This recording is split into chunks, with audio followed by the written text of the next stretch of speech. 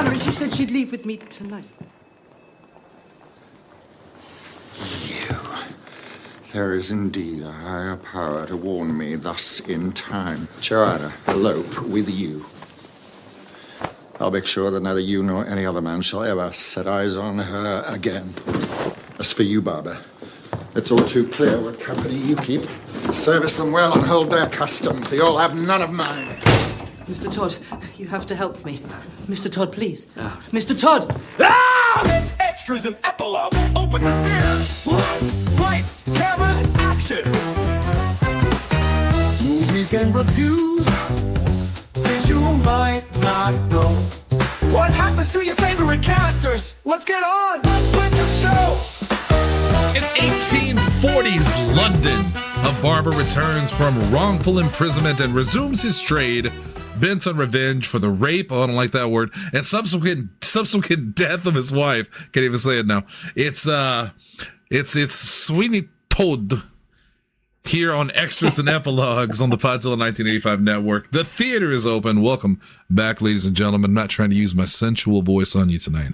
I'm just losing my voice, so I may dip in and out of what you would consider to be professional. Thankfully, I have a whole group of professionals here with me to help along with this. It's a full house tonight. It's stacked. Get your car jacked and your jaw cracked. First up is Double H.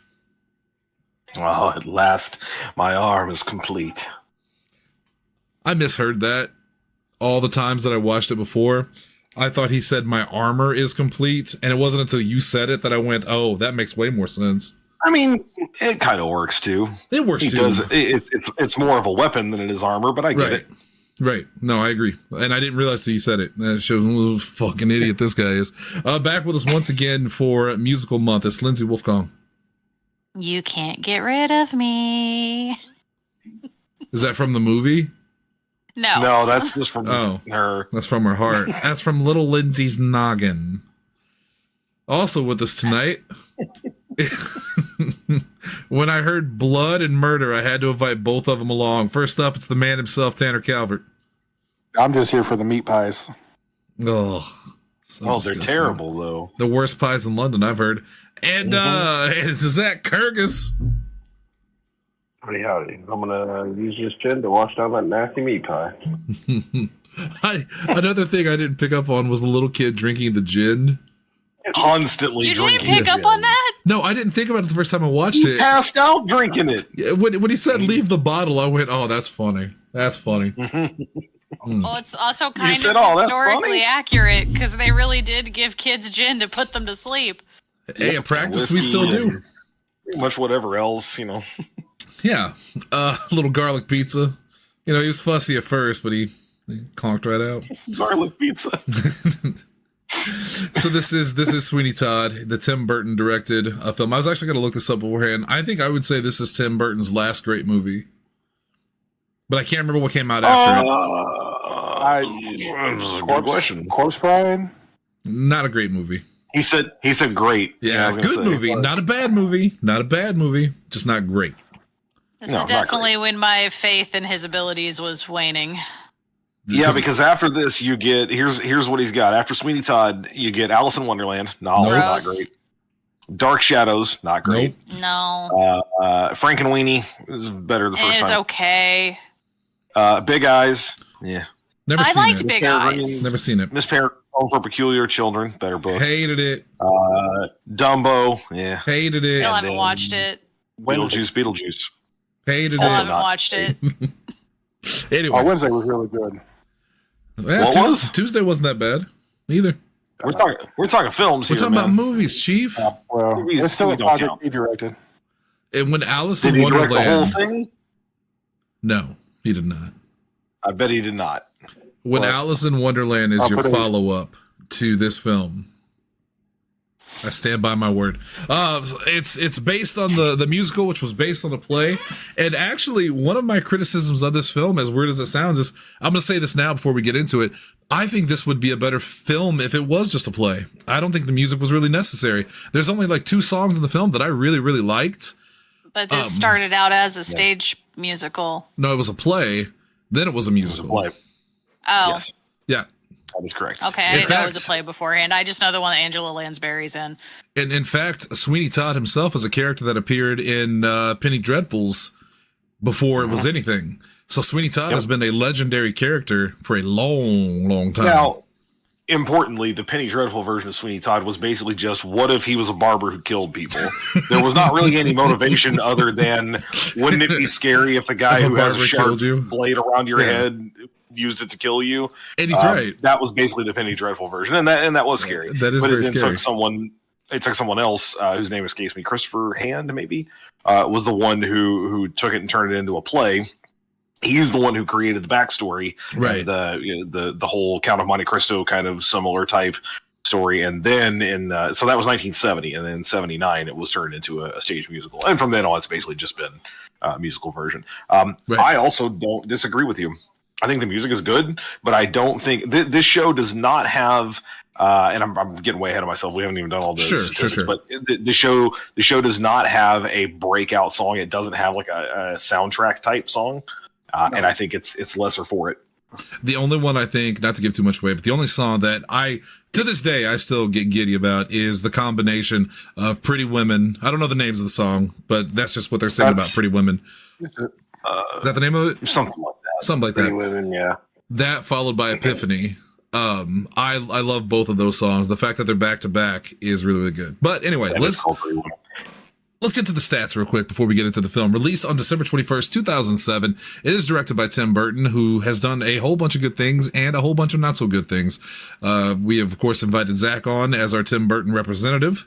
He is a fan. Senior Tim Burton correspondent. Yeah. Tim Burton, who did Batman, Beetlejuice, Edward Scissorhands. He had a hand in A Nightmare Before Christmas. I mean, he's done a lot. Tim Burton has earned his legendary status.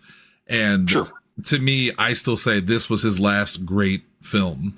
I guess that kind of gives away my review. Well, oh well. Written by John Logan, who also did Gladiator, The Aviator. God, The Aviator. God. The Aviator. The Aviator. I saw Gladiator. You just didn't want to rhyme. And you didn't want to rhyme it. That's what happened. And Skyfall.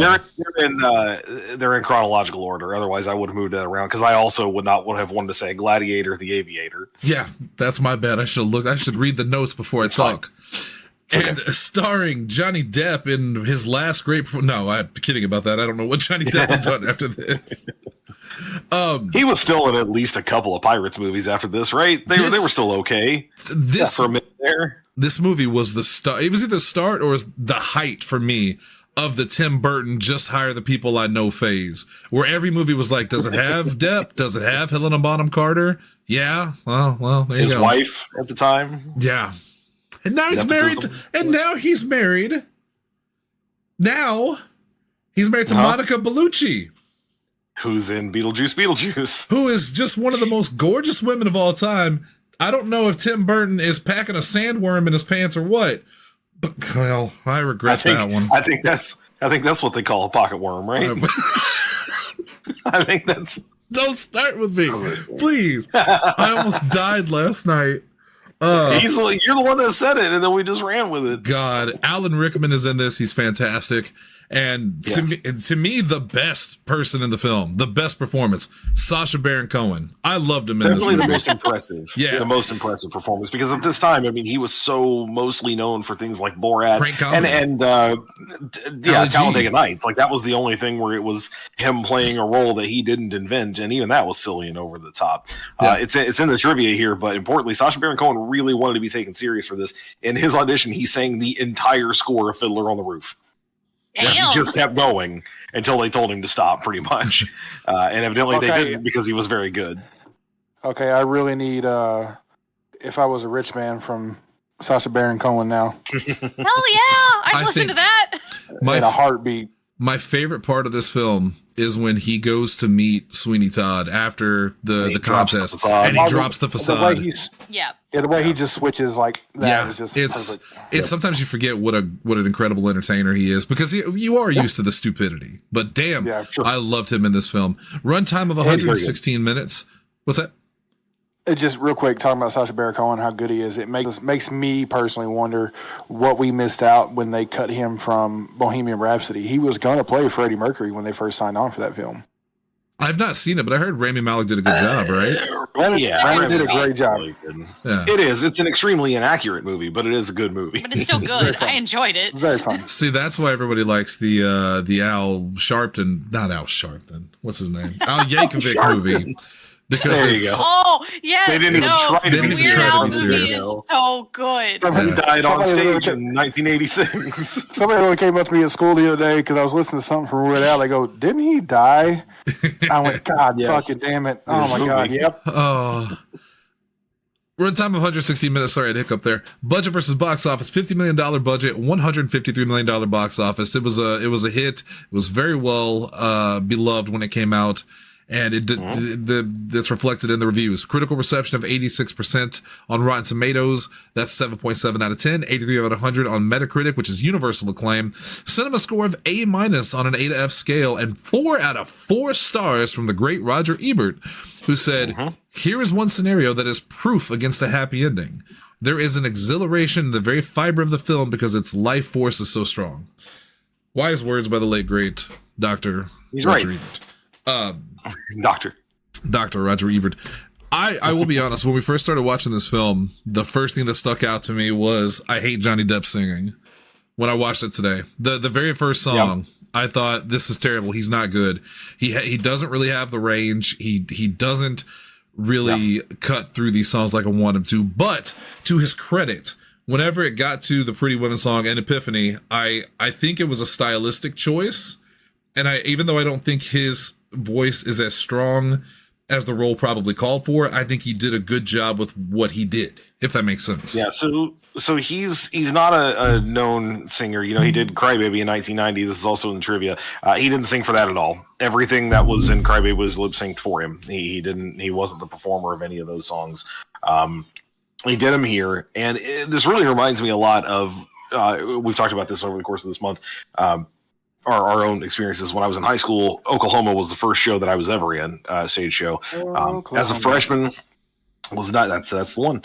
As a freshman, was not meant to get a relatively big part, and I did. But the guy who was the lead in that show, whose name escapes me right now, I can picture his face, was a senior, and it was pretty well known after the fact that he got the role because he was a senior and because he was a good actor, not because he was a good singer. He wasn't in choir.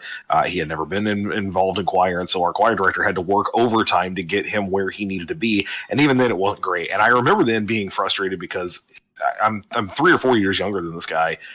I'm a better singer than him. I know I am. And I did not audition for that role. No way in hell I was going to get that role. But there were so many times that like he couldn't be there because he was doing other things, and I'm not on stage, but I'm just singing the bit to just fill in for him. Yeah. And I'm going, it's not right. It should have been right me. This guy has the role. It should have been somebody else. If not me necessarily, it should have been somebody else. He went on to actually, he went to not Juilliard, Tisch, somewhere in New York for a hot minute, and then dropped out of that pretty quickly because he couldn't hack it. But it is sometimes a little frustrating to see somebody, you know, who Johnny Depp was a huge star at this time, and he is very good in the role. But yeah, his singing is always okay. It's pretty good. But he does excel in the role of the blank stares he gives as Benjamin Barker / Sweeney Todd, the pain in his face. Like he's very, even though I get that it's a Tim Burton film and Tim Burton has a style, and I don't always think that style really translates as well as I thought maybe at the time. Like the look of London in this film, I do appreciate the grays. It feels very much like Sleepy Hollow. It has it's very so grimy. Yeah, it's grimy, it's depressing. His hair and his demeanor are a little eccentric. But the shots of him running through the streets in Epiphany when he's calling out to individual people, asking them if they want to shave, and he's just like menacingly going after them with the razor, full costume, you can see him, he's into the role. All I can imagine is it's the scene from Jurassic Park where they're seeing them for the first time, and it's Gennaro, the lawyer, but it's the CEO of Hot Topic in 2007 going, we're going to make a fortune with this. Just losing his mind. I mean, it is the quintessential Hot Topic movie. And the only time his mind ever was blown harder was the first time he saw Jared Leto in Suicide Squad, and he cried. He shed tears because he knew he was going to make a killing that year. Tears of joy. Yeah, that song, the part where he goes, "And my Lucy," and he just turns like it seems like it's out of a parody film. He just turns suddenly and falls to his knees after all of the threatening and stuff. It almost, that was terrible. That was a terrible cut. That was a bad shot. What was otherwise a good song. And here's why that was acted out the way it was. Like we said earlier, this show was originally written as a play. It was not a musical. Do you know who turned it into a musical? Stephen Sondheim. Stephen Sondheim. That's why this movie is like it is completely overacted, and it's exactly how it was meant to be. And I do enjoy it. It is good. It's also the only one. It's the only one that he approves of. He is notoriously protective of everything that he's done. He did not want to make this into a film. Tim Burton showed him his storyboards, basically showed him his idea. Sondheim said, okay, give it a shot. And then in 2010, when he wrote his own little autobiography, he said this is the only adaptation of any of his movies that made it to the screen that he approves of. And Zach, it's specifically to you, because you messaged me earlier today and you just said, I like Sweeney Todd. And I took that as that's, ladies and gentlemen, that's all it takes to get on the show, in case you were wondering. You've seen this movie before, right? Yeah, I've seen it. I saw it in theaters when it came out. Yeah, same. Before we talk about the review of the film, because you are a big Tim Burton fan, where do you rank this in your Tim Burton? Because you're not a big fan of musicals, are you? Like in general? Not really, not particularly. Yeah. I don't know. I really do like it. Like, this is one of the few ones. This and like another one I won't mention at the moment, but like Phantom of the Opera contracts. These are the ones that I listen to the most. If I was going to listen to one, yeah. But I don't know where it would rank. Probably a 5 or so. Maybe, I don't know. I think top 5 is fair. Actually in front of me. Yeah. I think top 5 is fair. I do feel bad for everybody in this film that never ever saw the sun, apparently, or how to get rid of that black eye makeup, like that really sunken eyes, because god damn, both Mrs. Lovett and Sweeney Todd both looked like they had just grabbed the makeup. It's the opium, man. And just scribbled it on. It looked like Lindsey the first time she ever tried to put eyeliner on. And she just looked like a raccoon. Importantly, that Sondheim thing is not quite the impressive trivia you'd think it was. So apparently that means he didn't approve of the 61 version of West Side Story, which is fair because it's extremely corny. Mm-hmm. Gypsy and A Funny Thing Happened on the Way to the Forum, which are both A Little Night Music also And then he was writing that in 2010, which means he was not taking into account Into the Woods, which didn't come out until 2014, or the Spielberg remake of West Side Story, which of course just came out a couple of years ago. Yeah. So that's really the only other thing in contention. That's the only one I approve of is Sweeney Todd. Well, yeah, it's the only one that was good. So I think he would still stick to it though. We're not talking about that new West Side Story was better. What's that guy's name? What's the comic? Alan Moore. This is not an Alan Moore situation where he just hates everything that's ever been made of his work. Right. Alan Moore hates he hates comic books. He hates comic book fans. Yes. And he hates any adaptation of his work. This isn't quite that. And it is a good production. Clearly they put a lot of money into the look. It nails the look of that, depressing, grimy. Oh, their teeth unsafe. I'm so glad his teeth are bad. Let me just say that, because when I watched the Pirates of the Caribbean films, and maybe I think the first one was different, but in every one past the first one, Jack Sparrow's teeth are great. He looks he's very handsome. He has veneers after that, and there's not much he can do about that. Yeah, this movie at least showed that, hey, maybe London back in the old days, not everyone looked like a supermodel. Not everyone was Johanna, whose eyebrows I hate more than anything in life. Those blonde ass eyebrows. I don't know why they bother me so much. They're so angry. She was channeling her inner Christina Ricci from Sleepy Hollow. I don't want to get into it yet, but I will. She's the worst casting in the movie. Yeah. And on top of that, it's also not a great character. One of my biggest problems with this movie, Johanna. No, I'm just saying what character. Yeah. I got you. Yeah. One of my biggest problems with this movie, and to be fair, it's at least it's accurate to the play, because this is one of my problems with the original story as well, is that Joanna just, like you said, has no characterization, and the way that she and Anthony like fall in love is nothing. There's nothing there. The movie takes more away from it. At least in the play, they have a conversation between the street and the window, but the movie does even less. And for a movie that cuts in under 2 hours, like, give yourself a couple more minutes to develop that. Yes. Because I never felt like that was important at all. They also made a really weird change from the play. So in the play, when he goes to rescue her from the asylum, he can't bring himself to shoot the asylum guy. And rather than just, them leaving, turning him over to the girls there, Joanna takes the gun and kills him. So she has some development of like, no, I've been in this horrible place and I want some revenge here. I think that adds a little more depth to her. It also makes her a little less sympathetic, because other than that, she just kind of disappears at the end of the story. Both of them do. It's a weird thing. They're so like completely forgotten about. They're so pointless. And they're also the only two like sympathetic characters in the entire thing, because everybody else is terrible. Tobias. Yeah, no, you're right. They're also the only characters that live. Innocent. And Tobias. Yeah, I was saying.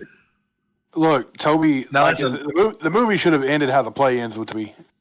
Yeah, I was going to say that's another thing they changed, which was a strange choice. So at the end of the play, first of all, his hair has turned white from shock from everything that's happened. So he kind of mirrors Sweeney in that way, which is kind of cool, frankly. I just would have liked to have seen that. That's just a personal choice.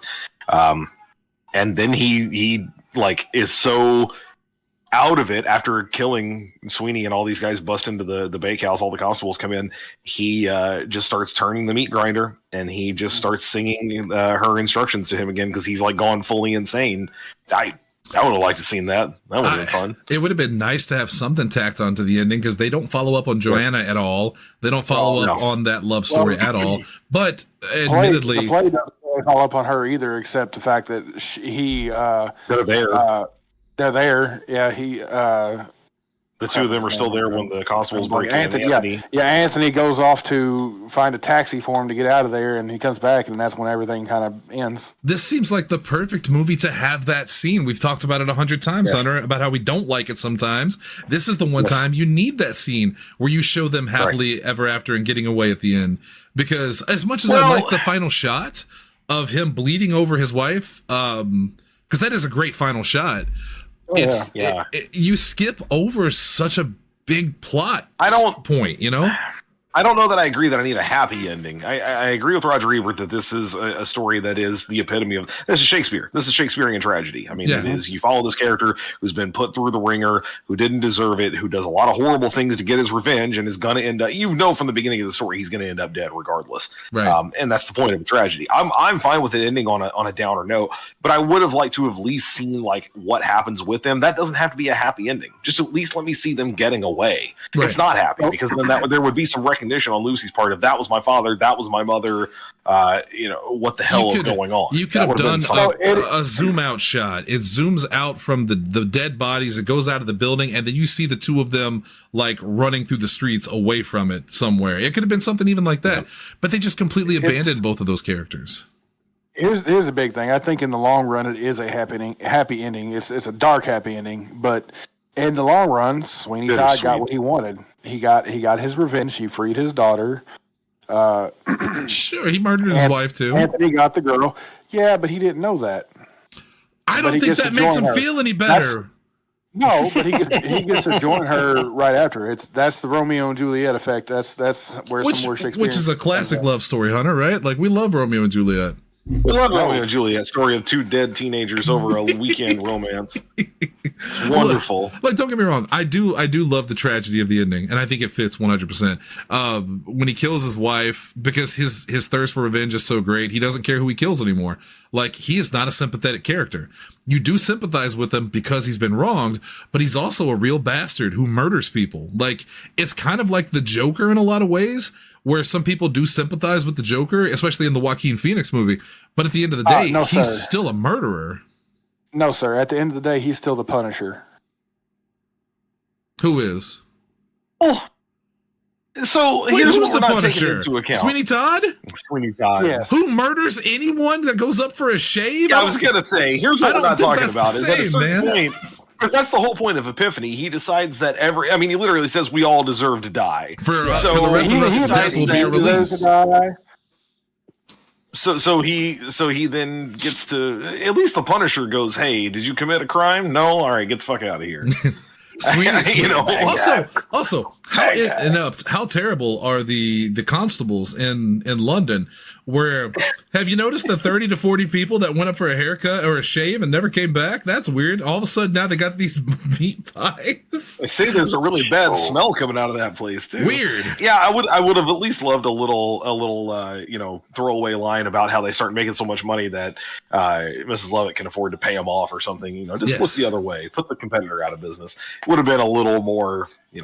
Although to be fair, it's basically the same principle as the Telltale Heart. The whole point is that after the deed is done, you're on a time bomb. Basically, this thing is going to fall apart very quickly after the fact. So, also, can we agree? That's why he's in such a rush to hurry up and get the judge. Can we agree that Mrs. Lovett is the most evil character in the movie outside of the judge? You're right. Yes. Yeah. Right. She knew what she was doing. Yeah, she manipulated everybody. Yeah. She wanted him. I'll give you that. Yeah, yes. She is the worst of the worst because she hid the truth from him. Everything she did was for her own self-gain. Even her love of Sweeney Todd was for her own self-gain and wasn't for him. She was an awful person. But at the same time, you still kind of feel bad for her at the end. And, well, okay. Well, Hunter and I do because we're human beings. And that woman just got burned to death. I mean, I feel sympathy there. That's a bad way to go. But the fact she died, she died pretty horribly too. I'm just going to throw it out there. You're right that there's two best songs in the whole thing. You're wrong about one of them for me, anyway. Which one? But you're almost on the exact same spot because it's Epiphany and then it's a Little Priest. So most of the time, Little the song Priest is also very good. Yeah.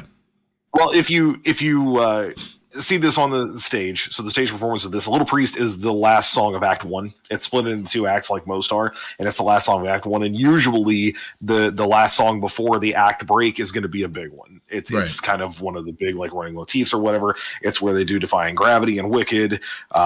There's a great song in the Back to the Future one, the original one that happens there is one of the only ones I really like from Masquerade that show. And Phantom.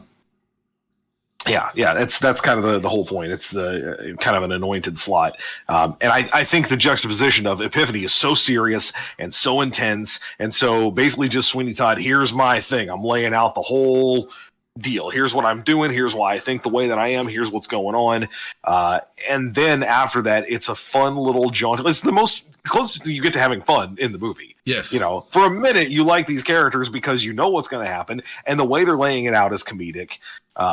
It's fun. It's a fun little song. And it's the only one that I feel like you want to listen to after the fact. You didn't like Pretty Women? I thought that was a charming song. I do, but I don't know. Simply because it's Rickman. It's Rickman. That's what really gets me. Yeah, but that has more about who's doing it and not necessarily whether it's a good song. It services the story, but that's kind of it. The part where Rickman starts, it kind of made it sweet. When Rickman starts going bop bop bop bop bop bop bop bop bop, while he's that never ceases to crack me up. I laugh every time. That's just so awkward. And he wants to bang his ward. Yeah. It's gross. Yeah, it's real gross. A little bit there. Lindsey, I haven't heard a lot from you in this. We've been dominating. Please talk to me. Let me talk to you. Like I said, this is kind of like one of the last Burton films that I really enjoyed. But over time, I don't really go back to it much. So is it because of the dark subject matter? No, I don't think so. Every time someone's throat got slit, I know I friggin' kind of cringed a little bit. But that's just the vision of violence. But the joy that he gets and that we the viewers get when he plunges the razor into Alan Rickman's neck over and over again. Side of it. And the way into that one little carotid spot. Well, now as bad as it is for me, when I watch it, I just keep seeing Harry Potter characters. Okay, so I get to talk about this now. When this movie came out, the show. It's the only way we can get him on. when this movie came out in 2007, I go, shit, that's 3 really great Harry Potter actors. And makes me very, very happy. That has changed drastically since then. If you go look at the top billing, 1, 2, 3, 4, 5, 6. The top 6 minus Sacha Baron Cohen. Who should be in Harry Potter. I wouldn't be mad. Johnny Depp, Helen Bonham Carter, Alan Rickman, Timothy Spall, and Jamie Campbell Bower, all in the Wizarding World movies. Yep. Yeah. It's name like a Law and more Order. iconic duo than fucking Alan Rickman and Timothy Spall playing dickhead British guys. Right. Like, he's Like, really to me he's the unsung hero, Timothy Spall, of this film. He's so smarmy. Yeah. As the they took character. Timothy Spall from this set and put a set of rat teeth on him and go, okay, walk over there. We got another movie for you to do. You're just signed Just go immediately. over that other set. Don't forget Anthony Stewart Head is in there briefly. Giles shows up for a moment. I was happy about that. Is he really? Yeah, he's How the did I one not notice that him? he's the one that asks Sweet. I forget what he asks him, but it's right before Epiphany. It's right after the elixir scene, if I remember correctly. And I was like, well, there's Giles. He asked where his shop is. Yeah, Where his shop is. That's him, really? Huh. I didn't yeah, notice. Tanner, so we could slit his throat, Cool. like the Punisher. He's never going to let you live that down. That's the story now. Anyway, Yeah, I forgot he was in that too for a second. yeah, I'm obsessive when it comes to that.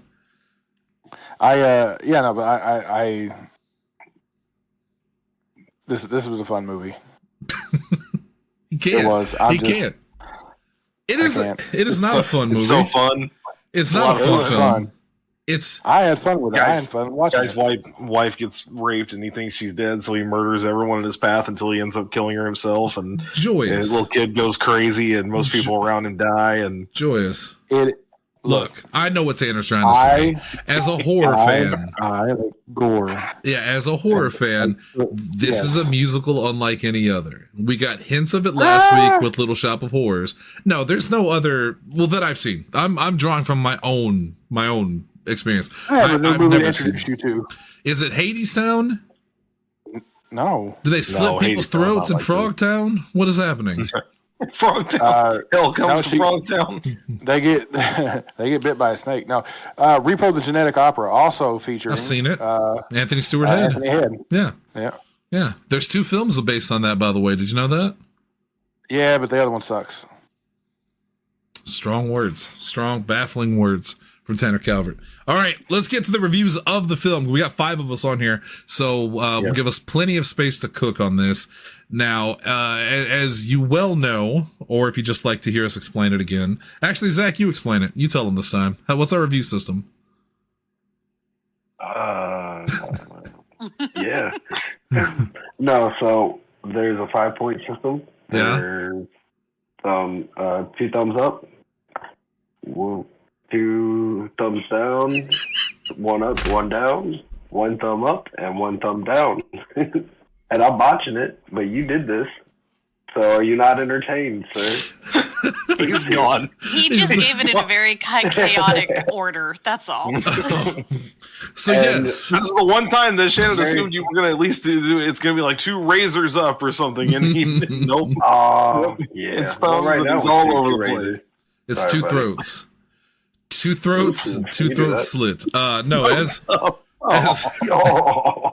I don't like that. As Zach was saying on the show, we have a 5-point system. 2 thumbs up means you love it. 1 up means you like it. 1 up, 1 down, you are neutral and different. 1 down, you don't like it. 2 down, you hate it. Now, famously, only few films have been in the 2 down club across the board. Most recently, it was A View to a Kill, I believe. Yes. Yeah, View. To a kill. To a kill, and it's probably going to be that way for a little while because we got some great toy commercials on deck. I promise, kids.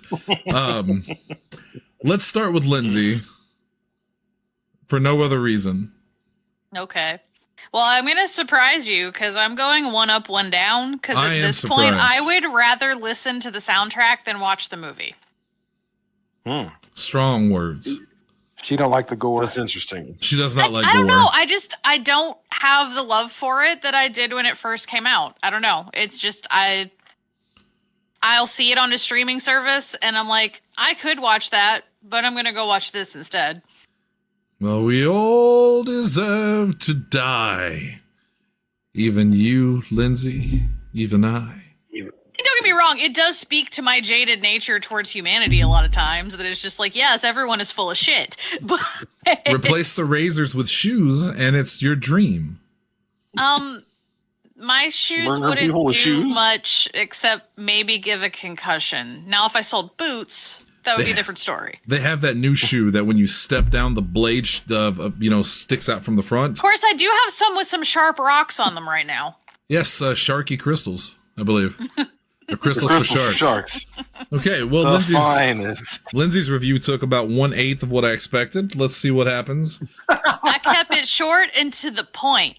Let's go to Zach Kurgis. Get Zach Kurgis' thoughts on this. Maybe not. He's muted right now. Okay, he's back.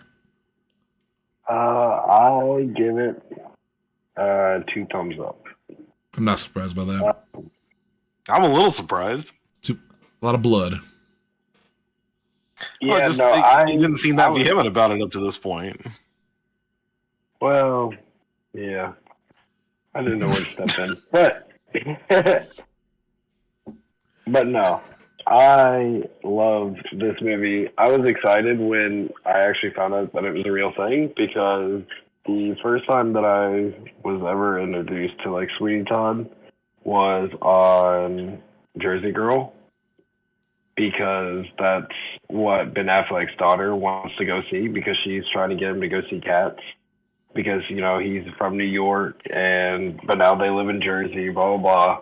And he's like, Cats isn't playing, pick any other thing, and we'll go see it. And she's like, let's go see Sweeney Todd. And he's like, you're not going to like this. It's kind of like a musical.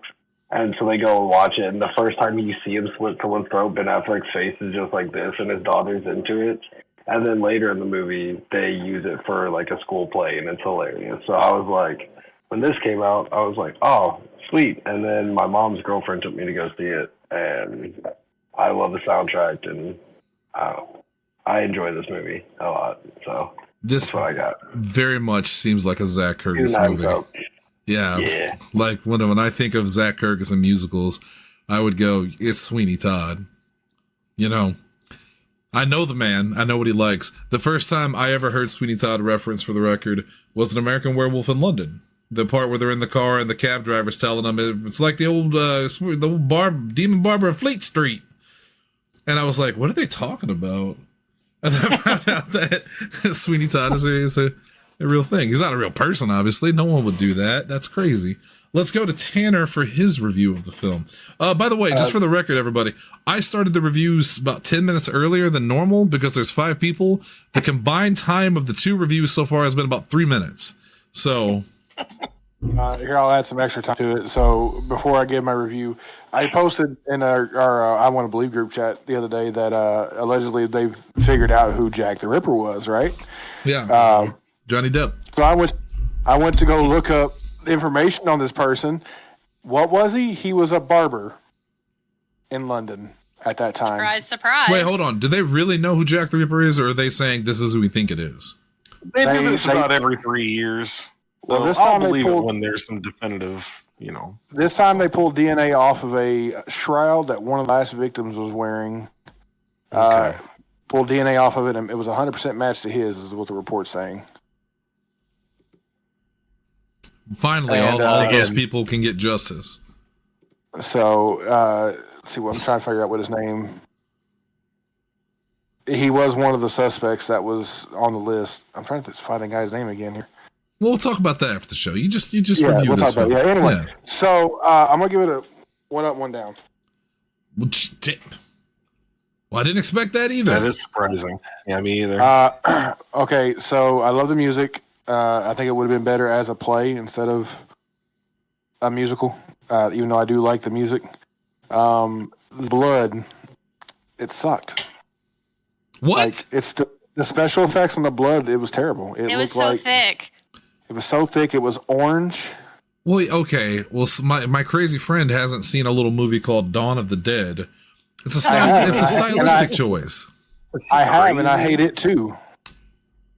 So what Tanner's saying is that because the blood looked better in Neil Breen's Fateful Findings, that Fateful Findings is a superior I'm not film going to Tim Burton's Sweeney Todd. That's a bold statement. You're now, Shannon, I want you to live in this moment for a minute. You're now feeling how I felt when he said that Episode 9 of Star Wars is a 2 thumbs up movie. I didn't agree then. I wonder if you would still defend that decision. And I don't agree now. 2 thumbs up for me. I'm just surprised by this, but okay, that's fine. Let's see if Hunter and I feel the same way. Look, special effects go a long way for me. Well, let me start my review out by saying I thought the special effects were fine. I thought the blood was copious and red. And that's really all I needed for the blood. They really didn't shy away from showing the slit throats. And not just that was good. And not just in angry ways. He also just casually slit them some throats occasionally. And it was full on blood every single time. Shave. In fact, there was only one person he didn't kill, and I actually had to look it up because I was like, wait, why didn't he murder that guy? And there's some debate about it. Yeah, there's either that he didn't think he could get away with it, or he saw his family in that guy and that he just couldn't bring himself to do it. I think logistics probably plays more into it, but yeah, I can see it being both. I'm giving this film one thumb up. It's 1 thumb up from me. I don't think some of the music is as catchy as I'd like it to be. I think Phantom of the Opera, not to compare it to Next Week, but they're both kind of gothic musicals. Phantom of the Opera has a better soundtrack, but I mean, it's Phantom of the Opera. Of course, that's kind of unfair to compare the two. But of all the movies we've seen for this month, I think this has the weakest soundtrack by far. Even though the 2 or 3 songs that I liked, I do like quite a bit.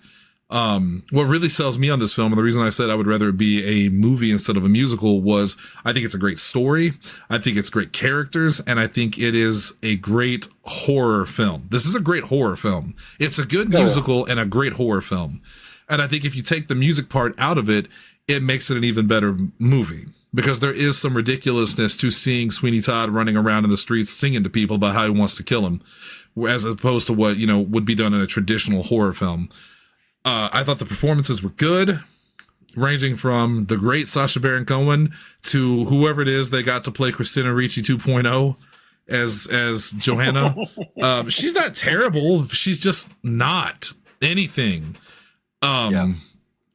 I thought my favorite thing, and I want to say this, is I love that Sweeney Todd, unlike action stars or even some horror film tropes, cliches, is fiercely loyal to his wife and his child. No matter what happens, he never abandons his love for his wife, and he never abandons his love for his child. Even at the end when he almost kills her because he doesn't recognize her, the moment he recognizes his wife, he murders Mrs. Lovett, and you could tell he knows he's about to die. He presents his throat to Tobias for him to slit. He doesn't want to live anymore. You almost half expect him to be just like, do it. Yeah, I think he was, in his own way. Because he knew he was there, and he had his throat up, ready for it, because what else does he have to live for? When Mrs. Lovett is trying to come on to him the entire film or convince him and calls him love and stuff like that, he never wavers. He only wants his wife and child, which he cannot have. His life is just about revenge, and it is kind of like the Punisher in that way. I'll give it to Tanner. His life is only about revenge. The difference between the Punisher and this guy is the Punisher at least had some kind of twisted moral code, whereas Sweeney Todd just murders anyone that wanders into his shop. They then turn them into pies, which they sell to London, and apparently that they're the best pies you've ever had, I suppose. I guess, man. I don't know. He doesn't give shaves and haircuts. He punishes criminals. How many people said, "Hun, I'm going to go get a quick shave. I'll be back later." Where are you going? I'm going to that new Sweeney Todd over on Fleet Street. I heard it's really good. And he never returned. And they never returned. And none of the cops ever thought that was a little fishy. It was dangerous at that time. If you go back to what they were doing with the song, though, they should have been being somewhat selective of, like, picking strangers that they don't see around all the time. Yeah, but they didn't really show that in the montage because Sweeney Todd specifically said, I'll practice on less honorable throats. Anybody. So maybe there was a big epidemic or pandemic or whatever. It's a big thing of everybody going to get milk and not coming home again for a while back then. He was going to kill Joanna at the end. He didn't care if they were young, old, it didn't matter. He was a monster. Sweeney Todd is a monster. He's sympathetic because you feel bad for a guy that had his life taken away from him, but you also have to condemn the person that he became as a serial killer, because that's what he is. He is a serial killer. Brooklyn, they say it in Brooklyn Nine-Nine, cool motive, still murder. Yes. It's very Joker-like in that it's easy to romanticize a character like Sweeney Todd, but he should not be romanticized. None of them should. The only people that were innocent are the 3 children, basically. And 2 of them get nothing to do, and the other one is very good at what he did. It was kind of a not the prototype, because he wasn't the first character to do this, but when this show or when this movie was popular in 2007, he fits right in with that. You miss the point by romanticizing these guys. It's him, it's Walter White, it's Rick from Rick and Morty. Yeah. None of these guys are good people. Right. You like them because they're funny or they're cool or whatever, but they're not good. But they're still monsters. I can't count the number of times I've had the conversation. Protagonist and antagonist are not the same thing as good guy and bad guy. Hero and villain don't match up with that. Right. Protagonist is your main character. The story's about them. Antagonist creates the conflict with them. It doesn't matter what their morality is. Right. And you want to see Sweeney Todd get his revenge because you do feel bad for him. And it's easy to get lost in the idea of what he's doing because you just want to see him kill the bad guy. He doesn't kill the bad guy to the very end. He kills all the good guys in between that. So it makes a lot of people in this film very hard to root for. And again, the only people that you can root for, you don't care about because they get next to nothing in terms of development. And that's why it keeps me from 2 thumbs up. Yeah. I think it's lacking in certain aspects of what makes a good story, but it does make up for it in style. Johnny Depp's performance is great. I actually forgot how good he was in this film. Sacha Baron Cohen is great. Even Helena Bonham Carter, who I'm not a huge fan of, is good in this movie. The songs, while not always memorable, are catchy, and the ones that are good are really good. But there are just enough little things that I feel was lacking, both from a story context and maybe even from memorable songs, that it keeps it from 2 thumbs up for me. It's 1 thumb up. Hunter. Well, Oh, go ahead. Rebuttal. Go ahead, there. No, just you talk about not having anybody to root for, and you're right. I mean, literally, the only people you have to root for are Joanna and Boy. That's what I call him because I still can't remember his name. Anthony? Is that it? Anthony. Yeah. Which you don't even And learn then- until almost the end of the movie. Right, and then like you find out, oh, cool, I could have rooted for Lucy if I had known that was her.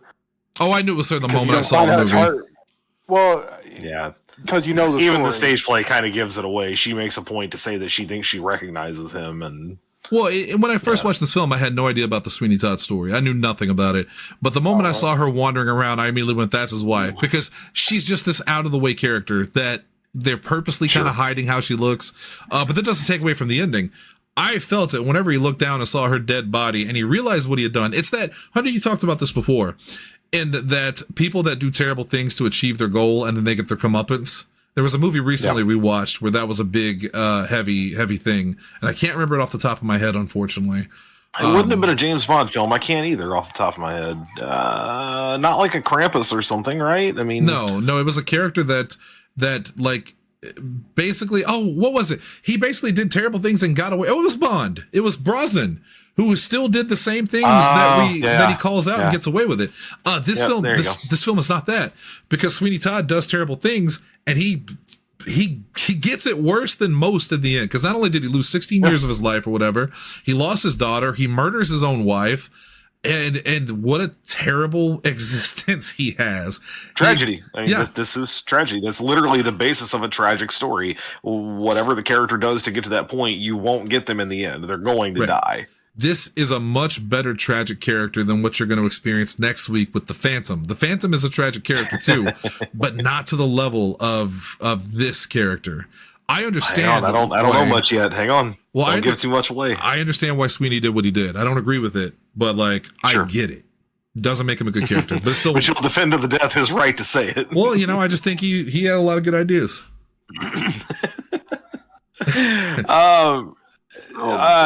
You and I would have very much been on the, well, not would have, we are. What I was going to say was this show, had it just been the two of us, would have been very straightforward, because I'm also going to give it 1 thumb up. And a little less wobbly one than, with with Little Shop of Horrors last week, I said specifically, if you give me the original ending and a better Audrey, you get a straight 2 for sure. As it was, I'll give it 2 with that specific ending. With this movie, I'm pretty solidly set on 1, having rewatched it. Now, Sarah and I also watched this in theaters. We've seen it several times since then. We watched it again just yesterday, and that was the first time I'd seen it in a long time. My current frame of reference for this is that there's an episode of The Office, which comes up, I don't know, probably once a week or so, because we watch through it pretty regularly, where Andy performs in a version of it, and so I see that pretty often now. A good episode, by the way. It's very funny. Yes, it is. But yeah, I mean, I'm with you. I wish the soundtrack was a little more, I don't want to say memorable, but I wish it was a little more transportable outside of the story. This is not a soundtrack I want to listen to unless I can see what's going on. That's where Lindsey and I directly disagree. I'm not going to listen to this unless I can actually watch the visuals. I have an over-hyper imagination, so I get the visuals while I listen.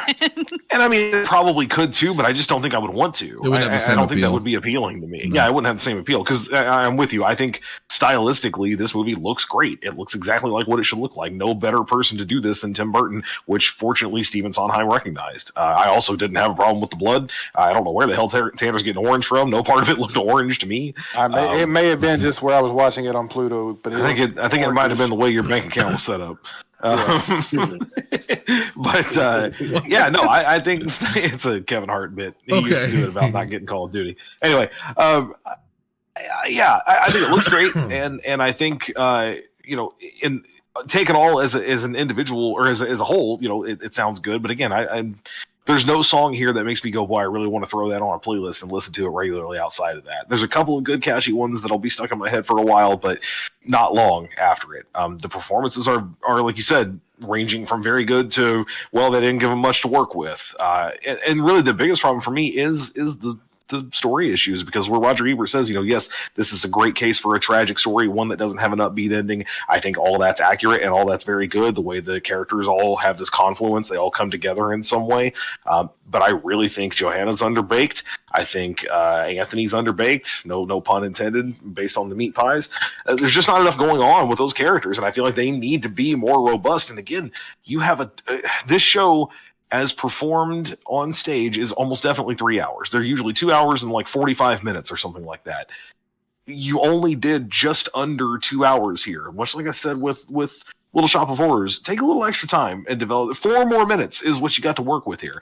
I would have, as much as I would have loved to have seen the stage ending on screen with Toby just full on insane and grinding the meat grinder at the end, I would also have been much happier to have had some kind of interaction between them other than she's singing, he sees her and goes, well, clearly that's the love of my life, and I'm now going to risk everything to try to save her. It's underbaked, man. There's not enough happening there for me to get into that. And when that girl, when Lucy is essentially the driving force of the rest of the plot, Sweeney doing everything he can to take care of her, to get his revenge for her, she becomes a MacGuffin. She becomes a plot device and not a character, and that's a problem. Yep. And it's enough of a problem that I can't rightly give it 2 thumbs up. I'll give it 1. I'll be satisfied with that. It's a movie that I do enjoy watching, and I think is worth a watch. I think a lot of people should watch it, but it's not without its flaws, and I think they have to be addressed. Sorry, fans that were looking for me and Hunter to argue. We're on the same page this time. That's what happens when you bring in multiples. We get all things from all sorts. I'm gonna get a sound clip that when I hit the button, it just goes same page. Synergy. So what happens at the end, and where do we see the story going from there? Well, I already closed out of it because I forgot there was an epilogues part of the show. So let me bring it back up real quick. It's in the groove. There you go. Yeah. You can do it. All right. While you're doing that, Tanner, just as a point of fact, Tim Burton only directed 2 episodes of Wednesday. As another point of opinion, that show sucks. So who cares? Well, it was okay. It didn't. Okay, it's bad. It didn't because it's a bad show and it's not fun. There's one part where she plays Painted Black on like a solo. Uh-huh. And I was going to use that for my return because I was going to change the music to my group to that going forward. And it was going to sound epic. And then we never did it. And as far as I know, that's the only good thing in that show. So and I was going to say, and that made it a good show. Yeah, that made it a good part of that Luis show. Guzman is the worst Gomez Adams that has ever been. I don't know who thought that was a good idea. I guess you never saw. Let me see who's played him. Hold on. Yeah, think about it. Think about it for a second, because Raul Julia, Raul you know, Julia. is not an option here. Yeah, Or he's the best. what was the guy that originated him? What was his name? He's a great actor, John Aston. Aston. Yep. Yeah. Yeah, And then there was a guy who replaced Raul Julia in the direct-to-video ones, and he was good too. And I'm trying to remember who it was. and then there was Luis Guzman. Mm-hmm. Wasn't Tim Curry played him in one of the like Tim Curry was TV the think that was one the in direct the video one. yeah. Yeah. Yeah. Family it's bad. reunion. But you know, Catherine Zeta-Jones. She sure is there. Wait, she was in Wednesday. Yeah, Yep. she's more. Yeah. She was Morticia, so she was married to Luis Guzman. Uh-huh. Yeah. Yeah. Even So- Tanner won't defend it. In the end, I'm not. In the end, Todd Yeah. discovers Johanna, but does not recognize her, preparing to kill her as well. The dying, I keep almost saying turnip, and I know I'm going to do it at some point. The dying Turpin grabs at Mrs. Lovett's dress, causing her to scream and distract Todd. But what a trooper he was, wasn't he? Gets his throat cut multiple times, slit, dropped Falls head down first, and still has enough to grab her Hang for on. one last gasp. Existing on pure spite. Just hate. He allows Johanna to flee the shop and hurries to the bakehouse, which is also a stupid part, by the way. I'm sorry, that's stupid. This man who was Hit my killed, face. yeah, who's killed so many people and just killed them just quickly and moved on. So, This- so this is in, the, the one in the time. play, when he screams, she just gets away. That makes more Yeah. sense than him going, "Forget Yeah. my face." Yeah. Yeah. When he recognizes the beggar woman as his wife, Lucy, he realizes that Mrs. Lovett lied about her death and kills her by throwing her into the oven. Toby reappears and slits Todd's throat with his own razor as he mourns over the body of his dead wife. And it is an effective final scene. Although the only thing I'll add to the epilogues of this is I wish if you have too much at the end, it's going to take away from it. But not having anything with Anthony and Fivehead makes it feel like there's no real resolution for their characters. Lucy. It just needs like an after scene. Maybe like a No, midway. Lucy's the wife. Shit, what's her name? Joanna. Maybe have something midway through the credits where you see them like getting off the boat to a new country and going, "We'll start again. I love you," for some reason. Anything. You know, maybe. I don't know. I don't think there should be an upbeat ending at all. I would at least have liked to have gotten something with them, but I think it needs to remain tragic. So the recognition that was her father, that she lost her family, the thing. Okay, I'll pitch an idea to you, and it would be too derivative, so they would never do it. But basically, what I need is that scene from the end of The Graduate. When they're on the bus, right? They've run away from the wedding. They're going to start this new life, and then there's that slow realization of, we don't know each other. We know nothing about each other.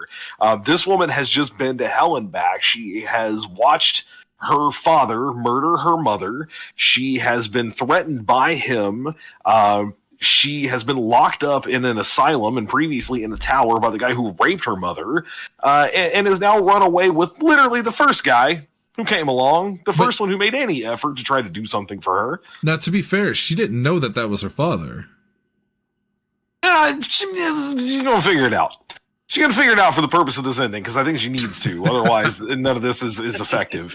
Because I really think that's the continued like tragedy of the ending, is the realization of, okay, all these horrible things have happened, and hey, maybe I'm not under this guy's thumb anymore, but like, also, who the fuck are you? Yeah. Like, who is this guy, and what do I do now? Like, what do I do with the rest of my life? Like, you want to make it really tragic, take it that far out. So I'll pitch the sequel then. It's basically them growing up together and falling in love, and it's the troubles, it's the trials and tribulations of a new relationship set against, old England. And it's just a rom-com.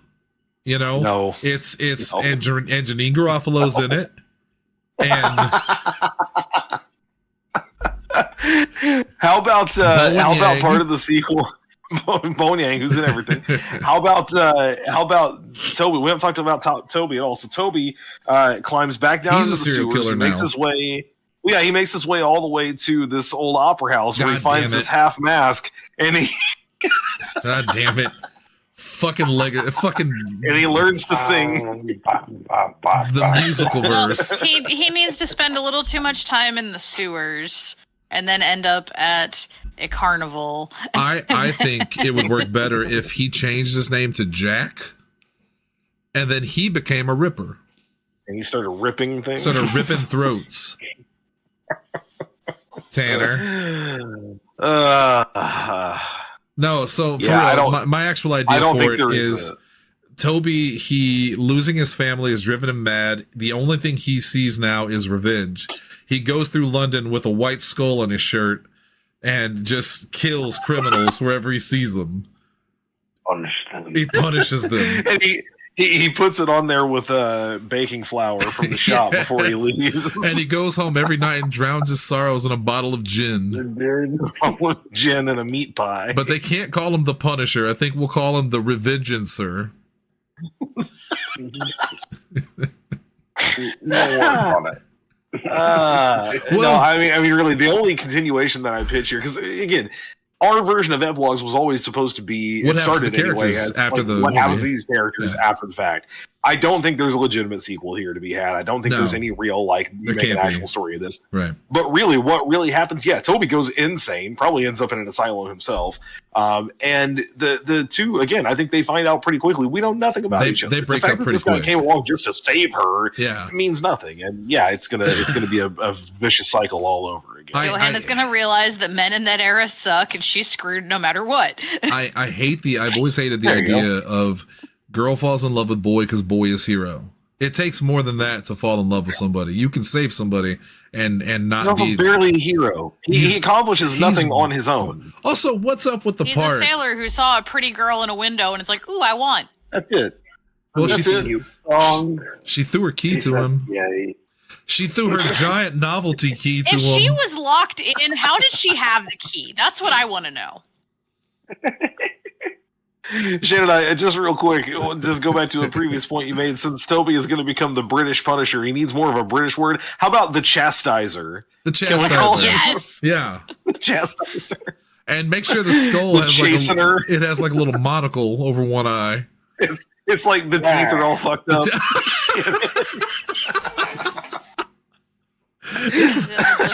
Big British smiles. It's the Punisher, but with British teeth. The only thing punishing them is gingivitis. The maltreater. God, all right, that's it. Unless these three want to pitch something for Epilogues, I'm done. I'm good. Zach? Balls in your court. Nah, I'm cool with Toby becoming the Punisher. The Punisher. Yeah. British Punisher. Bruv. You just see him, makes the skull, walks out with a meat pie and that gin. Place is on fire. The cops try to stop him, and he just starts doing kung fu with the razors, and he starts slitting everybody's throat. He starts using that elixir. It smells like piss. Nobody wants piss on him. Who says this? Who says this? Mr. Todd. All right. That's going to do it for us tonight. We got one more episode of Musical February. Love is all you need. Right. And that is next week. It's the moment a lot of people have been waiting for. Judgment Day, as they call it around the offices. You built it up. As we watch Phantom of the Opera, directed by the great Joel Schumacher. Next week. My apologies. Great is a strong term. He did this movie. He did Lost Boys. Uh-huh. He did Batman and Robin. I was going to leave it at this movie and Lost Boys. And you probably should. He apologized for those films. Apologized profusely for those films. Took it to his grave. Tomorrow we'll be back with an all-new After Dark, where we're going to be talking about SNL. We're going to talk about the 50th anniversary of SNL. Yes. We're going to recap it. Excited. Jesse and Shelby will feel very lost. Yeah, but they're hearing this on Wednesday. Yeah. Correct, yes. Wink. Wink. Sharky we should also crystals.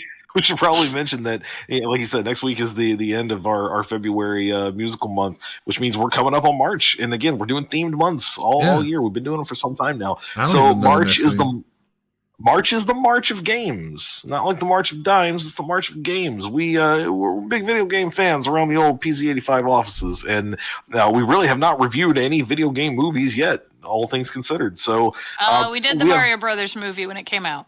Well, we did not. We do not have an official review of that. No, we did that as an extra episode. We never actually counted it.